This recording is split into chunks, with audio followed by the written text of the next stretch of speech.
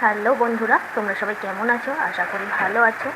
আমি আজকে চলে এসেছি নতুন একটা রেসিপি নিয়ে, সেটা হচ্ছে হাঁসের ডিমের ডালনা। আমরা কম বেশি সবাই বানাতে জানি, কিন্তু আমি কীভাবে বানাই আজ সেটাই তোমাদের সাথে শেয়ার করব, এবং এটা মাংসের স্বাদকেও হার মানাবে। তো চলো সাথে থাকো আর দেখতে থাকো আমি কীভাবে বানাই। এই যে এখানে কড়াইতে তেলটি গরম করে নেওয়া হয়ে গেছে। এবার খোসা ছাড়িয়ে রাখা ডিমগুলো এক এক করে ভেজে নেবে এই গরম তেলে।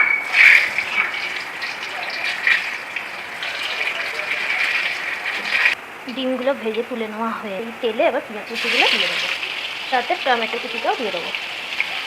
এবার দেবো স্বাদ মতো নুন, স্বাদ মতো হলুদ, একটু চিনি, কাশ্মীরি লাল লঙ্কা।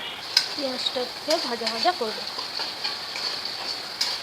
এবার এতে আদা, লঙ্কা, রসুন বাটাটা দিয়ে দেবো, দিয়ে ভালো করে ভাজা ভাজা করবো যতক্ষণ না কাঁচা রসুন আদার গন্ধটা যাচ্ছে। ভাজা ভাজা হয়ে গেছে, এবার এতে দিয়ে দেবো জিরে গুঁড়ো। মশলাটাকে নাড়াচাড়া করবো। কেটে রাখা আলুগুলো দিয়ে দেবো, ভালো করে মশলাটা মাখাবো। পরিমাণ মতো জল দিয়ে সেদ্ধ হতে দেবো।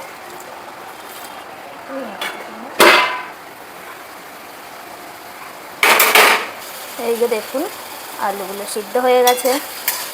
এটাকে এর মধ্যে এবার ভেজে রাখা ডিমগুলো দিয়ে দেবো, দিয়ে ভালো করে কষবো।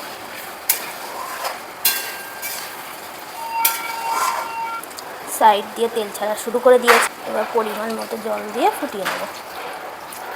এই যে টকবক করে ফোটা শুরু করে দিয়েছে। এবার এতে দিয়ে দেবো সানরাইজ গরম মশলা, দিয়ে দিলেই রেডি আমাদের হাঁসের ডিমের ডালনা।